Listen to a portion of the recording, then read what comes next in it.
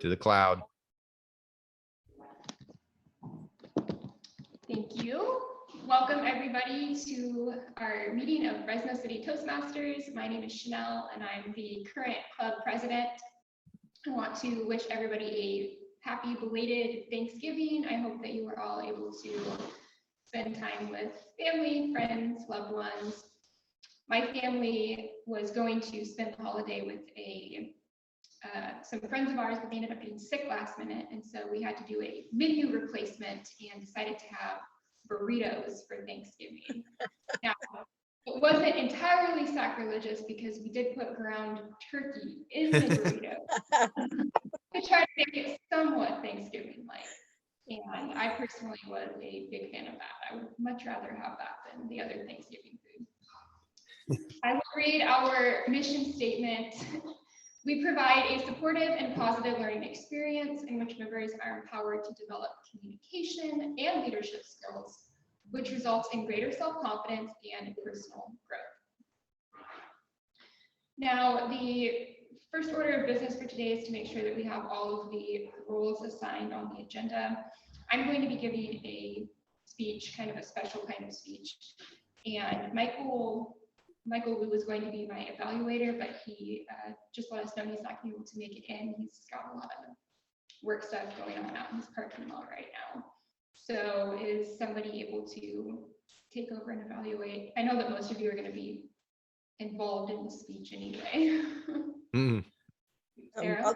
Yeah, I'll take it if you don't mind. Yeah. Cool, thank you. And then we still need somebody to be timer and grammarian for today. I can volunteer to be grammarian, actually. I can think of something real quickly. I'll do timer. Okay, thank you, Joey. Writing that in. Okay, and then just reminders for the etiquette that we use for everybody who is joining on Zoom. Make sure to mute yourself unless you are speaking. The exception is during table topics when everybody is free to unmute if you want to. And you use the jazz hands to replace applause so that there's not a lot of feedbacks on the mics or anything like that. So I now would like to pass the podium. Oh, yes. I have a question. Joey, do you want to assign us roles? She can step out for a minute. You can assign us roles for her speech. So what I was thinking, Denny, is to do that maybe when I get the reins as general evaluator. You're gonna do it when you take over as general evaluator. Right. Okay, sounds perfect. All right, I will pass the podium then virtually over to our Toastmaster today, who is Sarah Dawson. Thank you, Chanel. So classic literature is the theme for today, and it's not something that I particularly enjoy. I'm not a huge reader or anything like that, but one of my best friends, she's in the middle of reading 100 books, like the 100 top classics, and I think she's almost like halfway through right now. And so it's really interesting just hearing some of the different things that she's talking about. But when I looked up classic literature and what some of them were, Pride and Prejudice stood out, and because that is one of my favorite books and one of my favorite movies. Pride and Prejudice, when I was in high school, was the first time that I'd read it, and it was one of the first books that I could not put down. And so I can really see how it can be like all those classics could really inspire. I was also looking up because I had really no idea like what makes a classic, and so this is what famous Google says. It says, what qualifies as classic literature? Classic literature is an expression of life, truth, and beauty. It must be of high artistic quality, at least for the time in which it was written. Although different styles will come and go, a classic can be appreciated for its construction and literary art. I definitely see that in Pride and Prejudice for me, because it's, other than the Bible, it's one of few books that I've ever read more than once. And there is just that artistic expression, and I really like it because it has a lot of different complicated personalities rather than, I tend to like the romances, but if you watch the modern day Hallmark Christmas movies that maybe some of us are watching right now, it's the same generic thing, and it's all fake and there's not real life anything in it. It's just a bunch of cheesy fantasy, which is nice to escape to, but it's not the classic literature that I think will enhance our lives. And so I always is part of the theme, and we always want to be able to relate it back to Toastmasters. And I'm just thinking that as the more that we enhance our minds through reading of the great things, the more that our minds will engage and we'll be able to speak in a greater fashion because we have engaged in that type of literature and the classics. So I encourage you to do that, and I will turn it over to Joey, our general evaluator. That's what it's called. Joey, thank you so much. Thank you, Sarah. Yeah, those classics, you think about it like principles, right? We say that the principles are few, methods are many. It seems like those classics, they have a lot of the principles in those stories, and they're a little bit more turns and twists and character depth than, like you said, the Hallmark Channel. My wife's birthday is December 24th. So we experience Christmas from the July all the way to December. So we get to see a lot of those Hallmark things, and we can pretty much from the title can figure out what that movie's going to be, right? So what I'm going to do is I'm going to introduce the team first, and then at the end, we will ask Miss Chanel to respectfully step out of the room because we need to get together and we're going to fulfill roles during her speech, and she can't know who's who in those roles. So I'll first start with our grammarian to bring our word of the day, who is Miss Chanel West. Chanel, what's our word of the day? Thank you. I was just trying to look one up. So the word that I chose is prose, which is a literary term. It's typically contrasted with poetry. And prose is an ordinary form of spoken or written language without metrical structure. So typically prose is the most common type of writing style, and it's used for things like conversations and stories and all of those wonderful literary devices that we so enjoy in classic literature.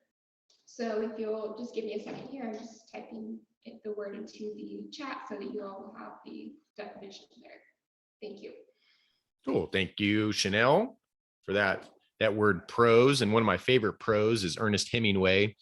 Speaking of classics, For Whom the Bell Tolls, he was one of my favorites in reading. I think he was Stream of Consciousness or something like that, where it's basically you're thinking as you're writing instead of it being a little bit more of a classic thing. So I loved his prose. Our counter is Denny Mason. So Denny, where's Denny? There she is. You guys have the extra screens not up there. I can't see her, but. Yeah, Jenny's here in spirit. So Okay. I'm going to be counting people's odds and ends as they speak, catch words, writing them down on the recording. Cool. Thank you, Denny. And then I will be doing the timing, which I'm going to use. Actually, I'm going to use a combination of the Toastmasters app, and then I'm going to be using, I can show you here, remember how to do this again. Choose virtual background. Oh, I got to admit it.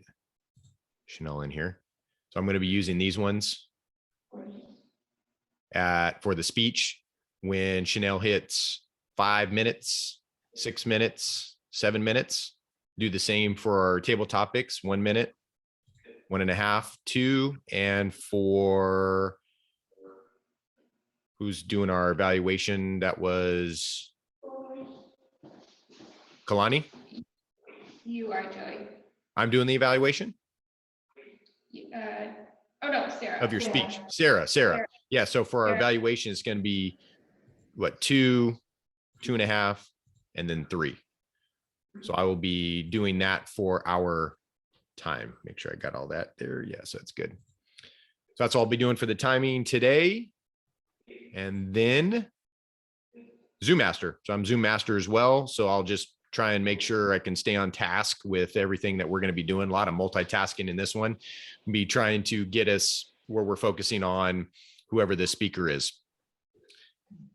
That is our team. And then at this time, I guess if we can ask Miss Chanel West to, maybe Denny can come up to the podium and ask Chanel to step outside for a little bit while we discuss what we're going to do for Chanel's speech, our game plan. Okay, thank you guys. Our camera is vertical. Okay.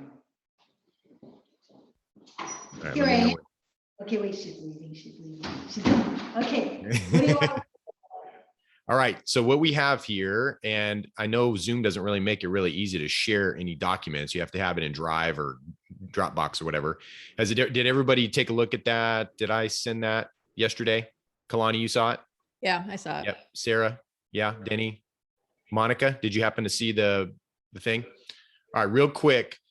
So we need 4 of 5 roles during her speech. So we are interrupters, basically, different types of interrupters. I decided to be the talker, and I'm basically going to go right off. I'm assuming she's going to ask a question in the beginning, and then I'm just going to start talking. I'm going to answer that question. That's what I'm going to do. So anybody else, Monica will fill your role in. We'll see what did Denny, Sarah, Kalani, did you choose one of those that you wanted to do?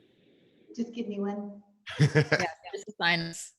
All right. We need an interrupter, which is you have something to contribute to the discussion, but prefer to do it only when someone else is talking. You break in to agree, disagree, or make another point. After the speaker addresses you, you must stop your disruption. You may only disrupt the speaker once during the speech. So all these are these roles. Once the speaker addresses you, you're done. Your job's done. So you don't have to do it over and over again. So who wants to be the interrupter? Danny? All right. And then we just need 2 others. We have the chatterer. So we have the chatterer, the arguer, and the silent type. So the chatterer is you like to make side comments to your neighbor, perhaps commenting on something being discussed or maybe talking about an entirely unrelated subject. After the speaker addresses you, you must stop disruption, and you only do it one time. Anybody want to pick up the chatterer? I could do it. I could talk Monica? about like my internet not working or something like that. There you go. Okay. Yeah. Since All I don't right. have a partner here, but yeah. Okay.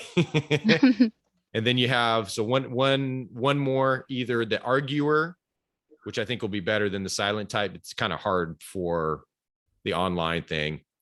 The arguer is, you know it all and feel obligated to share this extensive knowledge with others. You cannot understand when others don't agree with you and like to engage them in arguments to prove yourself. Wow, Kalani? that's uncomfortable. I will do my best. Okay. Okay, man. cool. So we have everybody. So I'm the talker. Denny's the interrupter. Monica is the chatterer. And then Kalani is the arguer. And are we going to go in order? Or are we going to try to do it all at the same time? That's a good question. Maybe see if you can, maybe not at the same time. If you can, if you see somebody starting to chime in, maybe just kind of let them do their thing until she figures it out and does her thing. But I want to try and jump in first with because I know she's going to ask a question. And so I wanted to answer that question for her. Okay, Does that sound good? so you're going first. Yep. All right, All right. We ready to go? yeah. We got to do this for my speech too, by the way, my next speech. So. All right, Chanel, you ready? I'm going to pass the podium back over to our Toastmaster, who is Ms. Sarah Dawson. Thank you very much, Joey. Welcome, everybody. We have a very fun speech today. It's going to be by our president, Miss Chanel West. She is doing the Pathway Presentation Mastery, and she is on level 4 of that. The part that she's doing is called Managing a Difficult Audience. She's going to be giving us one of her old speeches, which I think is really a fun one, growing up homeschooled. And she's not going to necessarily be evaluated on the speech itself, but on how well she handles the disruptors. So I will be evaluating for the disruptors. I hope you have a lot of fun with it. I'm sure the rest of us will too. Please welcome Ms. Chanel West. Thank you, Madam Toastmaster. How many of you know somebody who was homeschooled? Chanel, on that's not really something I've ever done. I've never done the homeschool thing. I didn't really think it was a good thing because I had some friends in the past that really, they kind of were a little weird. And so I never really had to. That's a really good point, Joey. I'm actually going to address that in my speech. Now, I did grow up homeschooled, as most of you probably know. From preschool through my senior year of high school, I was schooled at home. The first time that I actually set foot in a public school was when I went to Clovis Community College when I was 16. So today I'm going to give you guys a little inside peek into homeschooling by firstly debunking 2 myths about homeschooling. And then secondly, by sharing 5 of the pros that homeschooling has to offer. So let's dive right into the myths. Now, growing up homeschooled, I had a front row seat to a lot of the stereotypes, which I think Joey was alluding to, that exist among homeschoolers. When I first said the word homeschooled, I wonder what popped into your mind. If you got something along the lines of shy, sheltered, awkward, or socially inept, then you wouldn't be alone. Hey, These Joey. are common stereotypes Joey. that pertain to Yes. homeschoolers. Were you ever homeschooled too? I wasn't. Oh, I'm sorry. I didn't get that in the beginning. Yeah. Yeah, I wasn't homeschooled. that's cool. I think that at the end of the speech would be a great time for all of us to talk about what our homeschooling experiences or experiences with homeschoolers have been. But that's a good question, Monica. Now, I'm here to tell you that unfortunately, some of the stereotypes are true. Perhaps when I just admitted that I was homeschooled, some of you thought, oh, that's what's up with her. It all makes sense now. I don't know if you should be telling us what we think. I don't know about that. Well, that's a good point. I'm not sure that all of you actually do think that, but it was more meant to be like a joke. So when I was younger, I was actually embarrassed to tell people that I had been homeschooled because I didn't want to deal with the stereotyping or immediate judgment that I knew would come. So I suppose when I say that, I'm speaking more out of my past experiences, not necessarily trying to put that on you guys. So this is myth number 1, that in my experience, the first question people would ask is, after they learned I was homeschooled, is, oh, do you have any friends? This is a really common myth about homeschoolers, is that they don't actually have any friends because they're just hiding in their house all day and never interact with anybody outside of their family. Now, of course, are there some homeschoolers who don't have a lot of friends and are more on the shy side? Yes. But are there also a lot of public schoolers who don't have a ton of friends and are on the shy side? Also, yes. Homeschooling is not the common denominator there, obviously, but rather it has to do with personality, their family of origin, and a lot of other factors. This brings me to myth number 2, that if you're homeschooled, you're going to miss out on a lot of cool experiences, like prom and graduation and all of those fun things that people look forward to in high school. Thankfully, this wasn't the case for me, and it's not the case for a lot of homeschoolers. A lot of larger cities, including Fresno, have legitimate homeschool organizations that exist for the purpose of bringing homeschooling families together. When I was in high school, I actually got to attend a homeschool prom for all 4 years, we call it the banquet. And I also was able to have a graduation ceremony and walked across the stage with 43 other students to receive my diploma. So those are the 2 myths that I debunked, that homeschoolers don't have any friends and that homeschoolers get to miss out on opportunities. Now, to reflect on my homeschooling lineage, I made a list of the top 5 benefits of homeschooling. Are you ready for this? Let's go. Number 1, eating ice cream while doing your schoolwork. This is big, guys. I have never heard, I could be wrong, but I have never heard of a public schooler getting away with eating a vanilla sundae while they were sitting in class. Number 2, when you're young, you can finish your school as quickly as you want to. You're done with school by lunchtime, and then you get to play outside or do whatever you want for the rest of the day. My family lived on a cul-de-sac, and my sisters and I would spend our afternoons riding our bikes, rollerblading, climbing trees, and building forts.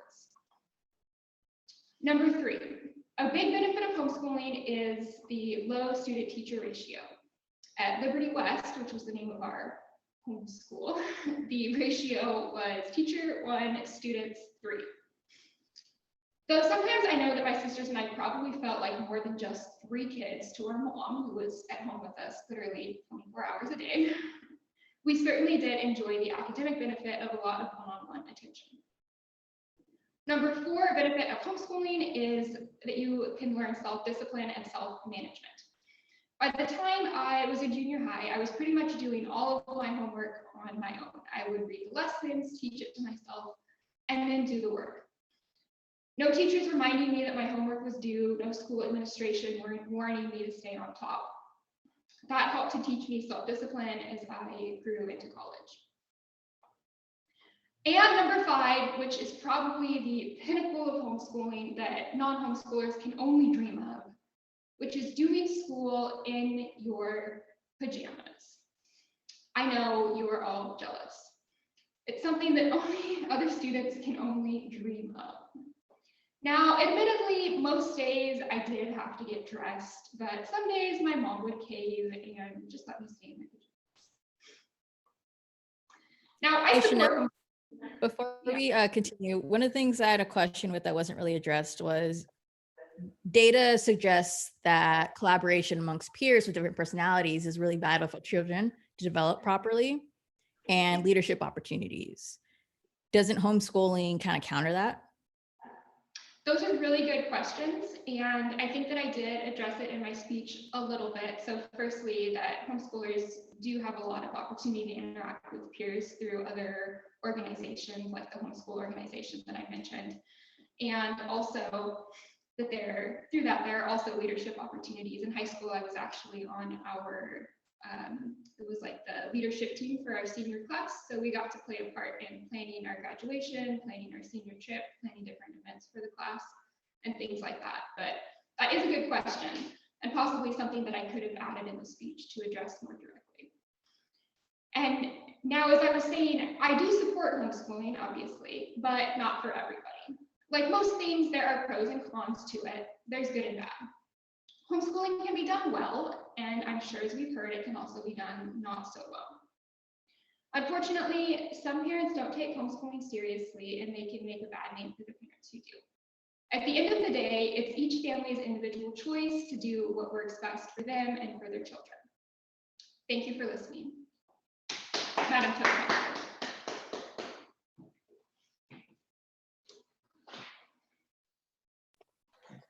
Thank you so much, Chanel. That was such fun, and you handled things very well. Good job. And next, we are going to head over to our table topics master, and I have no clue who that is. Let me see. Anybody? Who's table topics? Kalani. Oh, Kalani! Yay, Kalani! I'm going to hand it over to you. Thank you so much. Thank you, Madam Toastmaster. I think giving us just a moment to breathe after how uncomfortable it was knowing that we're being rude to our Madam President each there. I know I can speak for myself that my heart was racing knowing that how uncomfortable it was about to be. That being said, we're going to go ahead and transition into our table topics. Relatively simple ones. I know that Chanel and Joey already touched base on the first question that I have here. I'm going to go ahead and put them in the chat, but I'm going to read them on my phone first so you guys get at least an idea of what's going to be in there. The first is, what is your favorite classic literary novel and why? Second, at what age or what book made you appreciate classic literature? The third question, what novel or series would you consider classic literature that is not currently defined as classic literature? And fourth, what is your favorite genre of books and why?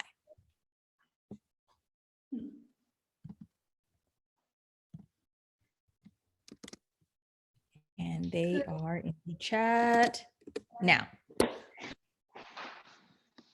Any volunteers to go first?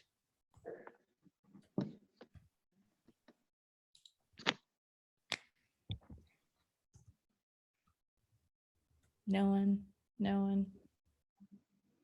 Go ahead and pick one, Kalani. Pick somebody. Monica.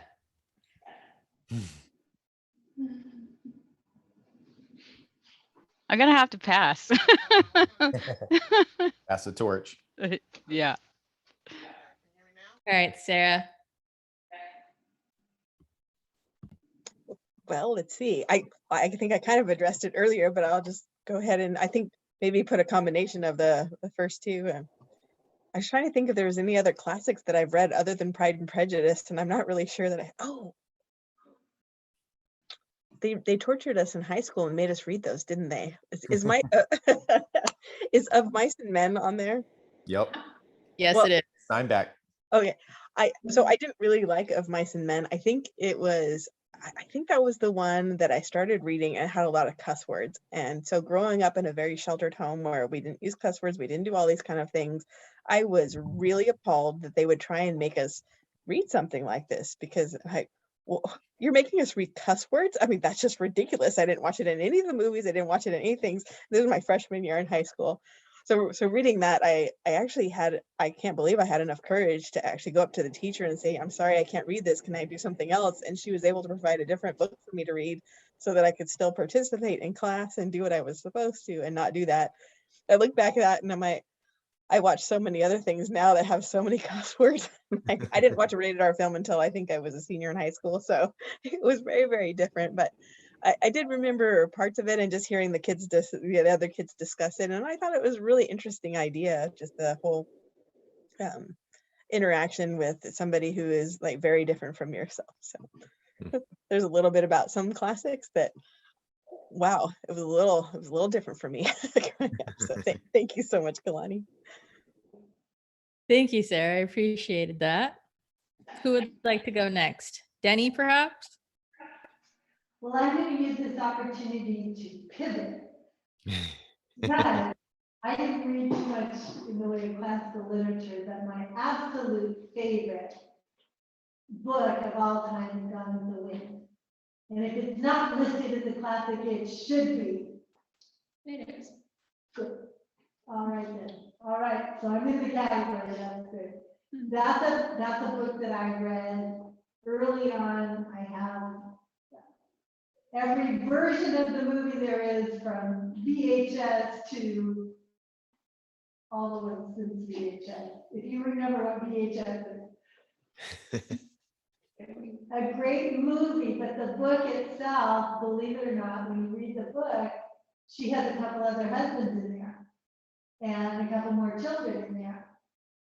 So I read the book first, then saw the movie, and that was a great experience for me just because I felt like I got so much more information before ever watching all of the beautiful scenery and the accents. I love watching things with accents because I come away with an accent for a day. And just being able to read a great book with a lot of detail in it and imagine myself being in that situation or that scenario. That was a book that made me think, what would I do in those kind of circumstances where you have everything and you lose everything and you got to struggle to get it back or just survive. So it was a book that made me think about a lot of different things. A classic.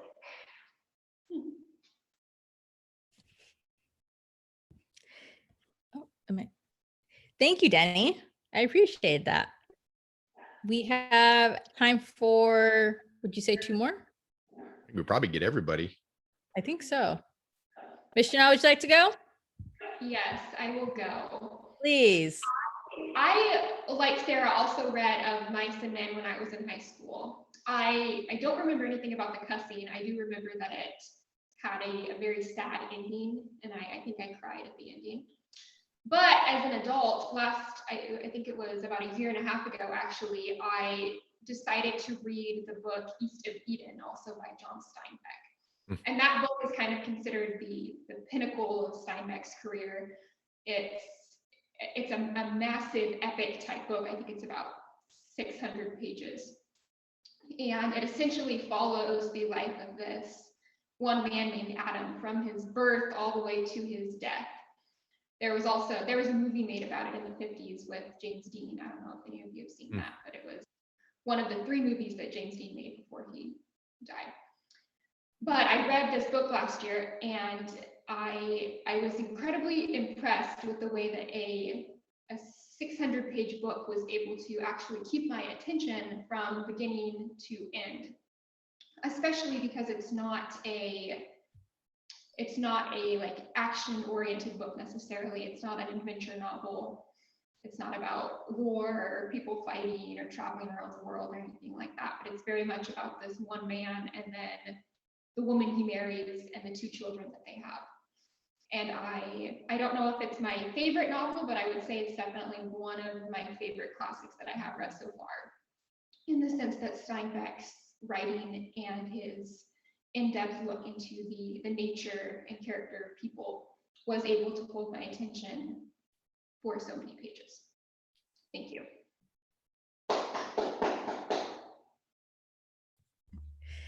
Thank you, Chanel.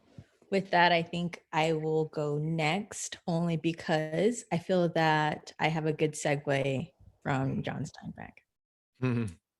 All right, timer. Here we go. Ironically, I am from John Steinbeck's hometown. He's from Salinas, California. I am from Salinas, California. I've gone to the Steinbeck Museum several times and can admittedly say that I have never read one of John Steinbeck's books. But I will still represent his hometown with pride. I will also be answering question number 2. Some of my most memorable moments as a child have to do around classic literature, ironically. From the time that we were in 4th grade, I believe, we had an assignment for GATE to choose one of these few books that we could read for a report. And the book I chose was An Island of the Blue Dolphins. I chose it because my grandma liked blue dolphins. First time I ever had my heart broken reading a book. Then we fast forward to college, and we were assigned to read this book called Jane Eyre. I finessed my way out of it because I could not get past the 2nd chapter. 2 weeks later, I found it on a channel. The movie was playing, so I decided to watch it. While I was eating hot Cheetos, I could not move from the couch. So scandalous. And I could not imagine that that movie was in this book that they're forcing me to read that was about 400 pages of nonsense to me at the time. But that's when I also realized that if I have the option to choose to read classic literature, it is an amazing world. But the moment that you force it on someone, it can be the most daunting task in the world. But I did honestly find a love for it once I got to Great Gatsby and Scarlet Letter later on in college, later on in high school. So I have a love-hate relationship with classic literature.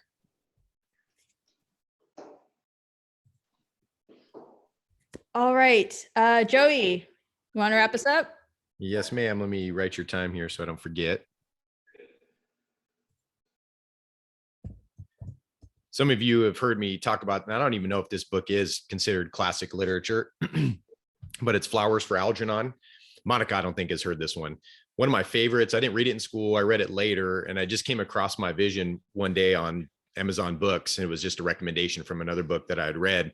And the basic premise, there's a movie out too for those interested and want to check it out, although the movie doesn't do the book any justice, just because of how the book was written, physically written, and how the characters interact and things like that. And Algernon is a mouse who did a brain surgery and the brain surgery made the mouse smarter. And they found out it was smarter because they had it going through these mazes to get the cheese, and it got faster and faster and faster and faster until it took all the shortcuts it needed to get to the cheese. So they did an experimental experiment on humans that people with disabilities had, maybe learning disabilities. I think the main character of the story, can't remember his real name, but just call him John, where John was like an IQ of maybe 70 or 80. So he was 35 years old or something like that, but he had the brain of a 6 or 7-year-old. So they did the surgery on him, and he gets smarter, ends up actually going the opposite way, find out that the surgery didn't worked up to a point and then went backwards. But what was really cool about the literature, how it was written, was in the beginning, it was that stream of consciousness that I mentioned a little earlier with Hemingway. I think Hemingway did that. And it was, words were phonetically spelled. There were no paragraphs, run-on sentences, the whole thing. It was like you were watching a 5-year-old, 6-year-old learning how to write the book. And then as he got smarter, you started to see paragraphs for him. You started to see words actually spelled correctly. You started to see better vocabulary. You started to see better thought patterns. And he started to see how when people were making fun of him, actually, he thought that they were just laughing with him, trying to be his friend. As he got smarter, he found out that they were just making fun of him. And he kind of learned that as he went. And he started to develop relationships with his teacher, was a gal professor. And you get to see the actual words go from that phonetically, no, they were all run on sentences, no chapters. It was all the stream of consciousness to structure, and then back down again at the end when he started to regress and get worse. So I don't know if Flowers for Algernon is a classic. Maybe there's a certain amount of years that have to go by when that book's written, which I think was maybe written in the 80s or 90s. They have to go by for it to be considered classic, but I consider it classic. Thank you for that description of the book. I actually haven't heard it described that way and that thoroughly. Now I'm kind of intrigued. But thank you, everyone. That's it for Table Topics today. I will go ahead and pass the torch back to our Madam Toastmaster, correct? And I will just hand it right back over to Joey, who is our general evaluator. Cool. All right. Thanks, ladies. Great Table Topics. And with that, I will call up, who was our evaluator again? Was that Denny or Sarah? Sarah, call up Sarah to do our evaluation of Chanel's speech. Stick, here you go, right back to you. Funny that you mentioned Flowers for Algernon, because I totally thought that was of Mice and Men, and that's the book I was recalling in my mind when I was thinking about it. So I actually have no clue what Of Mice and Men is about, other than it has cuss words. I love it. Okay, then we'll go on to Chanel. Wow.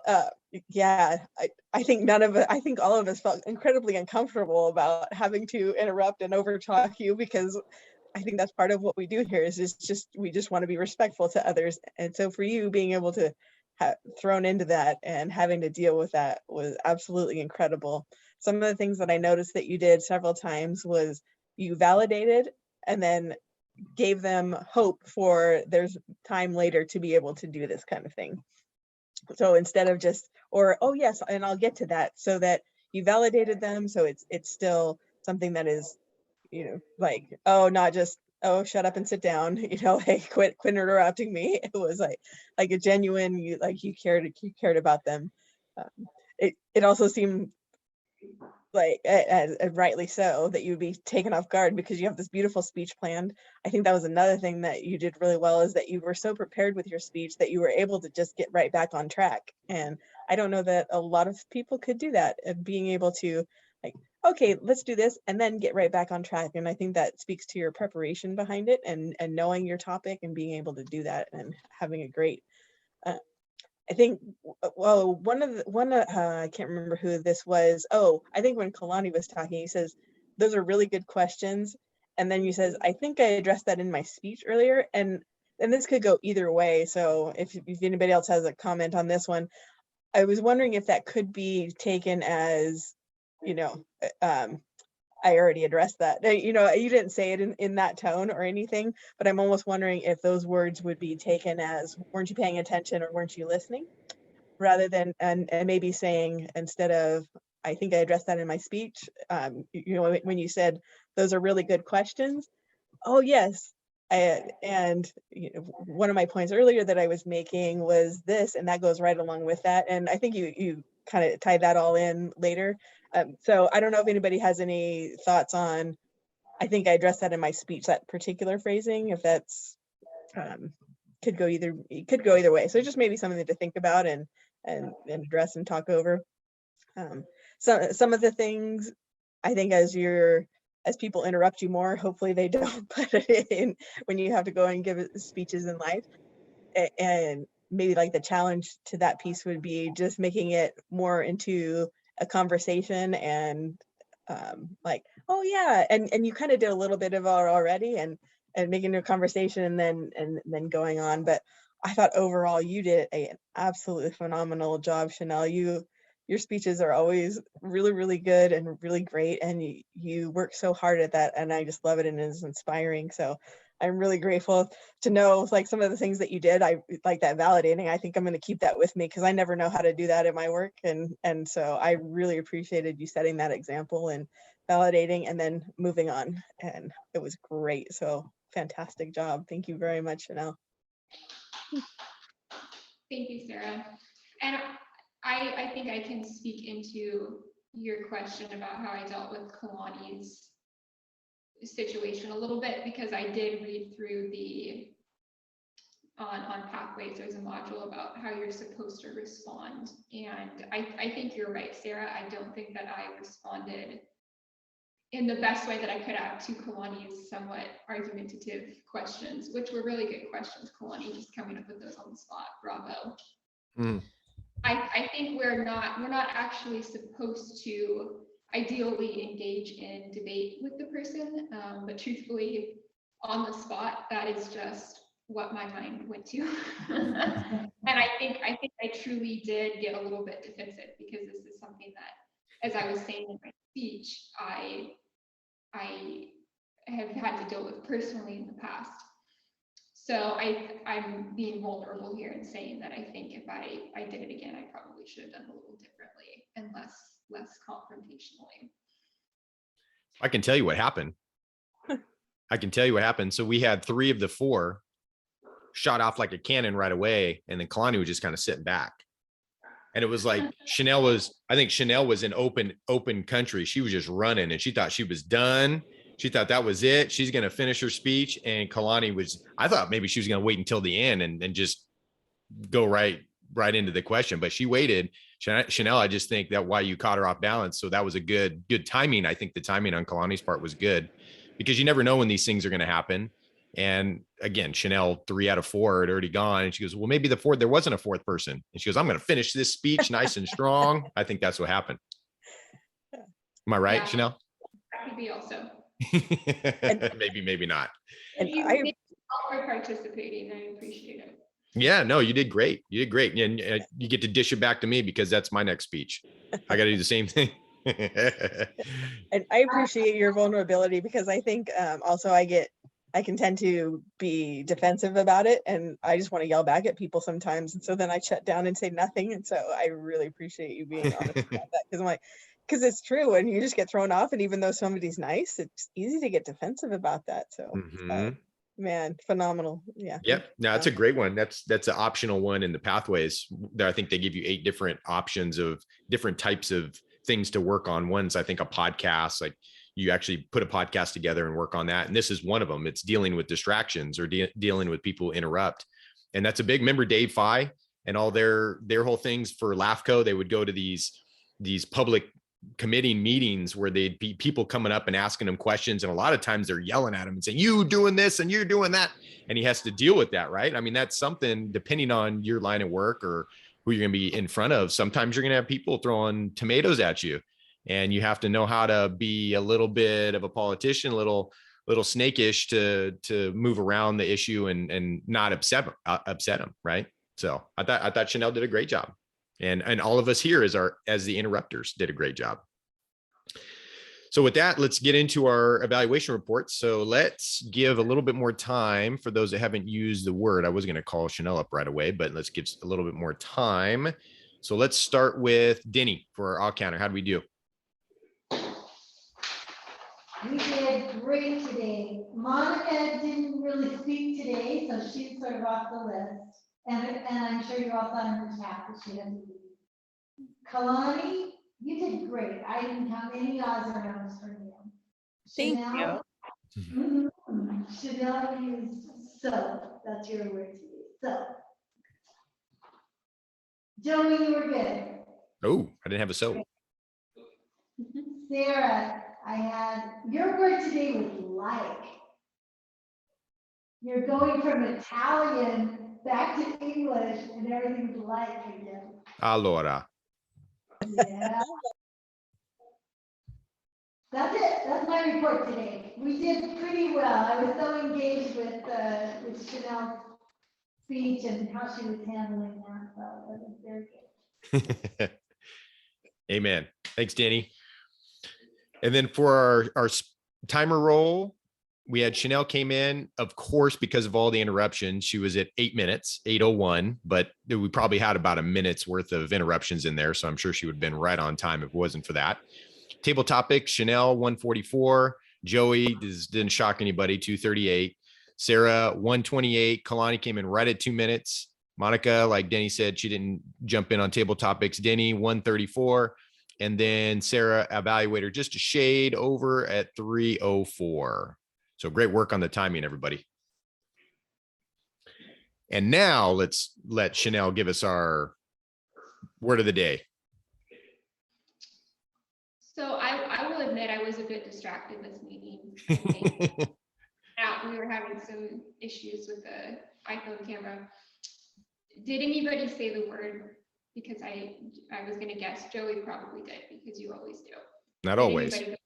Joey used the word. I know that I did not, and I had the perfect opportunity, so extra shame. No. That's all right. So, all right, just Joey used the word today. All right. Good job. Thank you, Chanel. And then the overall meeting, I think it went really well. I was worried going in because I last minute I didn't see I saw the email a little earlier, but didn't respond for trying to get our roles for Chanel's speech today. And I sent that out, I think, yesterday, and nobody responded. I was like, oh, great. Now we're going to have to figure out who's going to do this. And hopefully we have enough to do it. And I think it worked out. I think really well. Chanel handled it very well. I think Sarah's evaluation of Chanel handling it that went very well. And with Kalani's table topics, again, we get to learn a lot about each other, especially on a topic like classic literature. We actually learn quite a bit about each other. And I love the questions and staying on topic and theme and all that. So from our speeches to our evaluation and our table topics, I think we did a great job today. We'll end on time as long as I pass this over to our Madam President, Chanel. Thank you, Joey. I will give out virtual stickers to Joey today for taking on multiple roles and doing so last minute, and also to Sarah for taking over the role of Toastmaster last minute. Thank you both for being consistent and being here to support our club. I wanted to bring up a point that I forgot to bring up at our last board meeting, which is about if we can maybe make a decision real quickly on if we're going to be meeting the week of Christmas or take that off, so it would be December 21st. Well, usually what we do is we'll take those 2 weeks off. We'll take Christmas, week of Christmas, and the week of New Year's. Okay, so that's pretty standard, is taking the 2 weeks off. Okay, I will put that on the agenda then. That means that we have 2 weeks left before that break, so we'll have December 7th and December 14th. Heather is speaking next week. Joey, I have you down for the 14th. Does that still work? Yep. Okay, very good. And then filling out the agenda for next week, we'll need a Toastmaster to discuss the topic Pearl Harbor Day. I'll do that. We'll do it. Danny? I'll do the table topics. Okay. Kalani, are you going to be here? More than likely. You can put me down for whatever you need. Second that. What would you like to do? What do you want practice on? General eval. General evaluator? Or how Have you done all of them? Kalani, have you done all of them? Yeah. Is Kalani able to be a speech evaluator? How many speeches have you gotten so far, Kalani? One, but that was also my next question was, how do you guys decide like what to give your speech on? Have you been in Pathways yet, Kalani? Yeah. Okay. So what you'll do is, what's that? It hasn't even acknowledged my first one, my first speech. Did you go all the way through the prompts to the end where it'll, you know how it asks you to grade yourself on your knowledge, different things, right? And then at the end, you do it. Yes. Did you do all that? I'm pretty sure I did. Okay. So double check on that. Let me know. And then if you've gone through all that, then it might be on Farron's end that she needs to just push it through. Oh, okay. Because the second speech I think the first speech is your icebreaker. Second speech is you can either redo your icebreaker with some of the criticism, the constructive criticism that you got from the first one, or you can do a completely different speech And then I think the third one is you use that constructive criticism from the second one to do the third one. So you can potentially do the same speech 3 times in a row and you just make it better each way. So just to kind of give you a heads up, if you wanted to jump in before the new year, whether it was next week or the 14th, the 14th to do your next speech. What's that? When's your speech? Mine's on the 14th. You want to do it on the same day? Give you a couple weeks, make sure that everything's all set up on the pathway side. Yeah. Want to do that? Yeah. Okay. So let me know on where, if you're good on the pathways, you've gotten through all that, then most likely Farron has to okay it through. Sounds good. Okay. Yeah, if Farron is not seeing anything on her end, Kalani, I can also jump on a Zoom call with you this week or next week, and if you share your screen, I can just look and see if everything has been clicked through. Perfect. Okay. So Kalani, I mean, she could do general evaluator or Do general evaluator. That's fine. yeah. So I put you for general evaluator and then speech week after that. I will. Sarah, are you going to be here next week? I should be, yeah. So put me down, whatever you need. I don't care. You could put me down for Zoom too. Zoom master. Chanel. Yeah. Okay. I'll put myself down to evaluate Heather's speech. Sarah, I'll put you down as grammarian. Okay. And that should cover it. Does anybody else want to sign up for a speech in the next 2 weeks? Everybody's good. I'm thinking about next week, but I haven't decided yet. So. Better decide when it's next week. Yeah. I'll email you if I decide to, yes. I'm tempted to just put you down anyway. Force her. Allora. I'll put it at the top of the email. Sarah's giving an awesome speech next week. Awesome Dawson speech. No pressure. Do you have 30 seconds for the quick lighting lesson? Yes.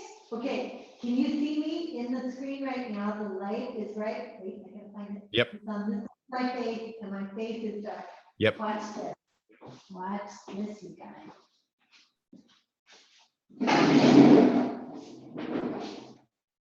See how pretty my face looks now? Mhm. Here, dark over here, because the window's right there. Right. So you're facing the light.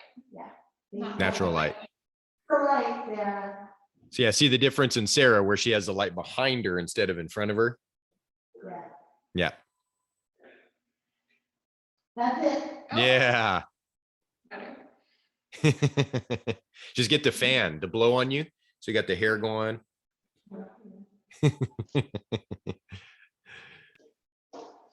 All right. Any other questions that we need to address? Well, good. Okay. All right. Thank you guys. All right, ladies, have a good week. Bye. Tuesday. Bye. Bye.